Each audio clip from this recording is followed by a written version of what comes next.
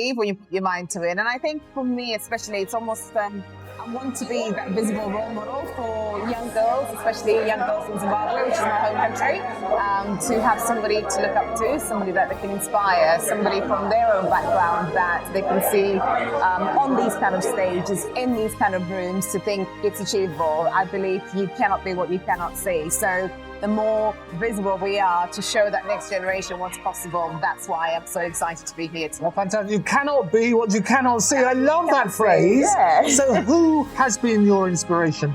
So for me, I grew up, people like Nelson Mandela are a massive inspiration to me because of just who they are, what they stood for and what they fought for. So somebody like Mandela showing the world, especially now more than ever, that we need each other, that we need love.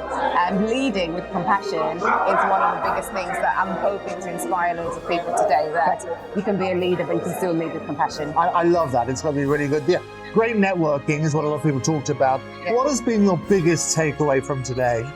So my biggest takeaway from today is just hearing the story of resilience from people. Like, even in this current environmental economy that we're in, people are still really challenging the status quo. People are being very resilient, being resourceful, not giving up, and really kind of keeping on pushing. So I think for me, it's just hearing those inspiring stories from people who, despite the challenges, I still push forward, I still gain momentum, and I still make a massive impact, and especially on Africa, right? So we need to be on that global stage, and the only way we can do it is having people in rooms like this where we're really showing what we can really do. Fantastic. Well, go and show what you've got ready to go and celebrate in style. Congratulations again.